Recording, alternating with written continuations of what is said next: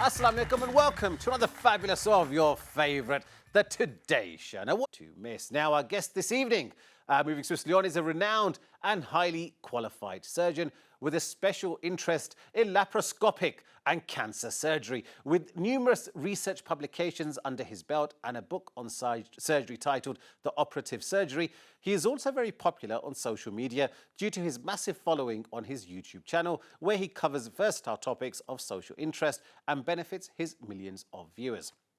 Tonight, we have invited him to share his journey and to also share some top parenting and relationship advice. Without further ado, a very warm welcome to none other than Professor Dr. Javed Iqbal. Assalamu alaikum, Professor Walaikum Iqbal. assalam. Thank you very much for this generous introduction. No, thank you so much for joining us. I know all the way in Pakistan. I know it's getting late there as well. But oh, sorry, you're here in the UK. My apologies. You're here in the UK. So, alhamdulillah, pleasure to have you here with us today. Now, Professor Iqbal, mashallah, you're very accomplished in the medical field. You know, a deep background with very extensive knowledge and experience in the field.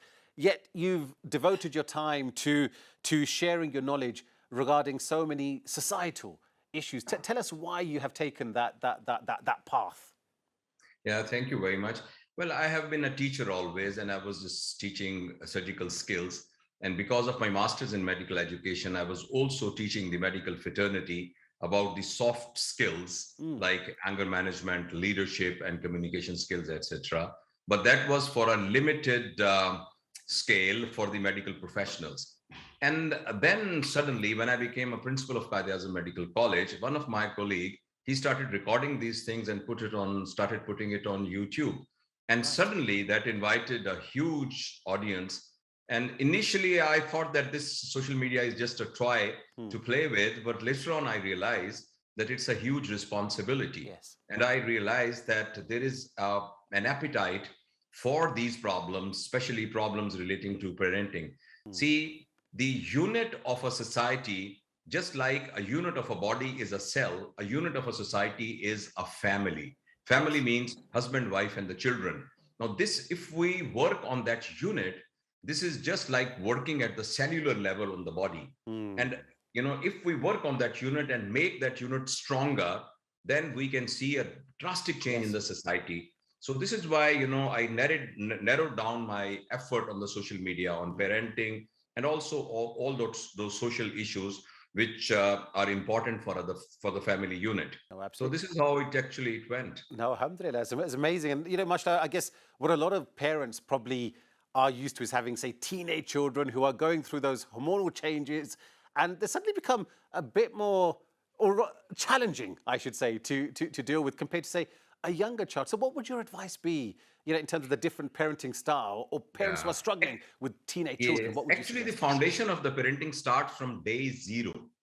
And the cognitive psychology and the psychology of learning shows us that the vital period of life for a child and parenting is from year 0 to year 7.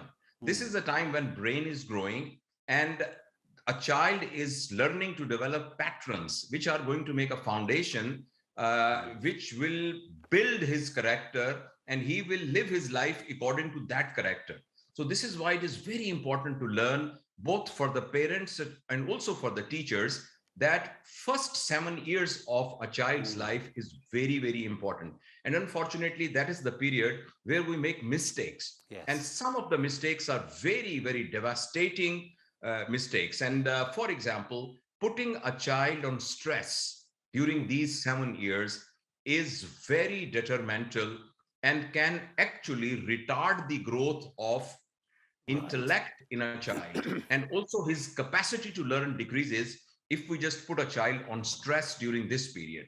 Moreover, in this period of the time, child does not learn because we teach them something or we tell them something. A child learns in a contextual manner. Whatever we want a child to develop as a character, we have to reproduce it around him and in the people around him as a contextual experience and a contextual lovable experience. So this is how these 7 years they go.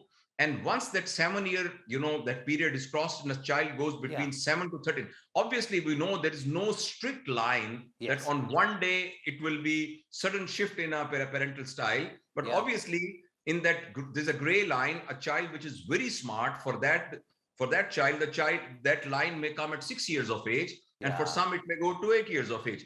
Now, after that years, now this is the time now the child we need to develop a discipline in the home Right. and discipline in our life, because this is the time when child develops a sense of right and wrong, good and bad, morality and immorality, ethics and non-unethical, things. So Yeah. he develops or she develops a kind of an understanding of that. So during that period, the parenting style has to be changed. And now we have to develop a discipline in the home, but with the same unconditional love, we have to implement that discipline. And instead of talking about punishment or reward, we talk about consequences. For example, there is a discipline in house that no one is going to watch TV after 8 o'clock. Yeah. Now, if someone is watching it, there will be no punishment, there will be a consequence of it. And that consequence it will be, for example, next weekend, everyone will be going for a picnic, but not the person who was watching TV after 9 o'clock. Right. And a very smart parents, what they do is that they present themselves as an example. For example, in a mock way, mother is watching the TV at 10 o'clock. Yeah. And husband and children, they just catch mama watching the TV. And then they say, since mama was watching TV after 9 o'clock, so next picnic, mama will not go. And mama would say, no, please let me go, I'll not do it again. They said, no, because it is the consequence of it. So mama is not going. And this is how smart parents, they teach their children. I like that approach, because it's basically saying that it's not just, us telling the children what's right or wrong, but we're saying, look, we're going to share in this. We're treating you like a grown-up almost. So we're not going to tell you off, we're not going to discipline you, but the consequences are the same for anybody. So you're almost putting them on that equal footing. Because the one thing that I always say from the kids is, oh, that's not fair. That's not fair. That's what they always keep saying. So, so how does the relationship, because obviously here we're talking about the relationship, as a unit between parents and children.